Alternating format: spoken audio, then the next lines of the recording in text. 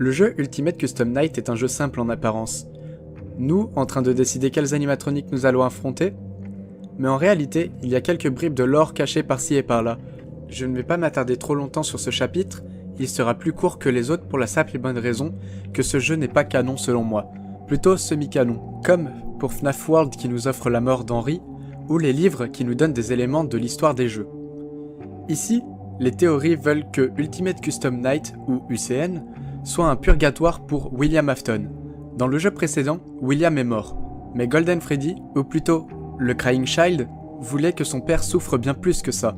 On le voit bien dans cette cinématique.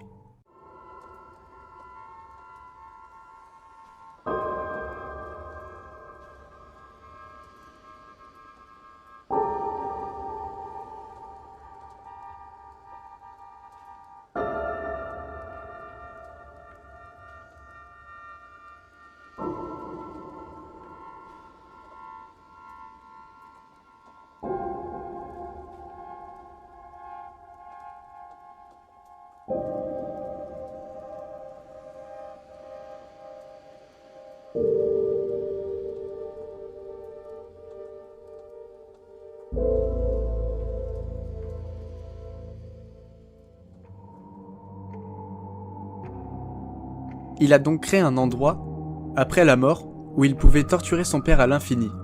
Hanté par ses propres créations, William tente de se défendre contre 50 animatroniques. Et même s'il s'en sort, il n'y a aucune fin.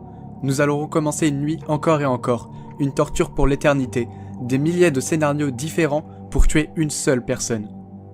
Le Crying Child n'était pas en paix, mais à un moment dans sa vie de bourreau, il finira par tomber et se retrouver dans une salle rouge, avec un lac et une chose en train de pêcher.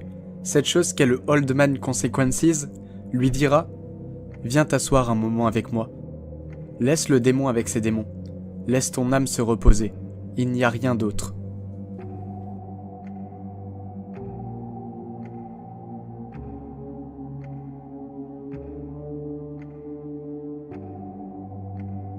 Si l'on accélère l'audio de l'arrière-plan de cette salle, on entend la souffrance de son père, appelant son fils Michael à l'aide pour qu'il vienne l'aider.